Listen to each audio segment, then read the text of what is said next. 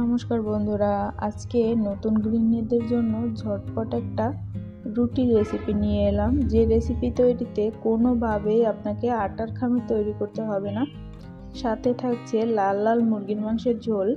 তো চলুন রেসিপিতে চলে যাই। আর হ্যাঁ বন্ধুরা, আর একটা কথা, আপনারা অবশ্যই রেসিপিগুলো ফুল ওয়াচ করবেন। তো দেখুন বন্ধুরা, আমি এখানে 2 কাপ মতো আটা নিয়ে নিয়েছি। সামান্য লবণ দিয়ে একটু মাখিয়ে নিচ্ছি।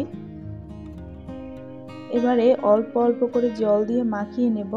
এটা খুব শক্ত খামির হবে না, একটু নরম নরম থাকবে, আপনারা দেখলেই বুঝতে পারবেন। দেখুন ঠিক এই পর্যায়ে খামিরটি রেডি হয়ে গেছে।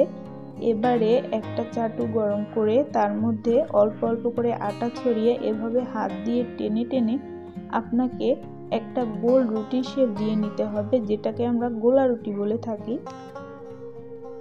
তবে গোলা রুটি 2 থেকে 3 ধরনের হয়। আমি এবারে যেটা করছি, সেই রুটিটা তৈরি করার পরে 2 থেকে 3 মিনিট পরেই কিন্তু একদম রুটির মতোই হয়ে যাবে, কোনো রকম শক্ত থাকবে না।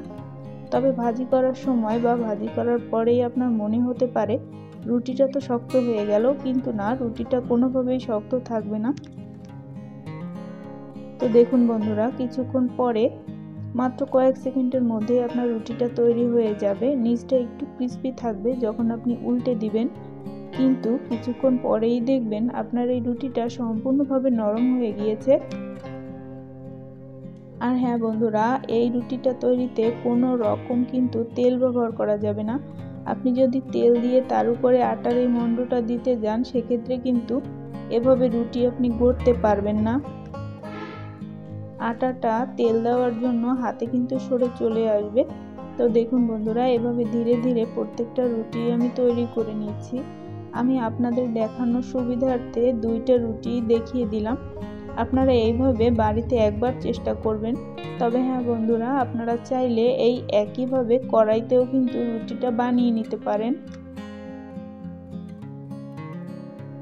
সকালবেলা জলখাবারে কিন্তু ঝটপট এই রেসিপিটা দারুণ কাজে দেয়। দেখুন বন্ধুরা, এরই মাঝে আমার সবগুলো রুটি কিন্তু বানিয়ে নেওয়া হয়ে গিয়েছে। তো বন্ধুরা, সকালবেলা জলখাবারে এমন একটা রেসিপি থাকলে কেমন হয় জানাবেন প্লিজ। আর হ্যাঁ, অবশ্যই এই রুটিটা কিন্তু মাংস, ভর্তা যে কোনো কিছুর সঙ্গেই খেতে ভীষণ মজার হয়।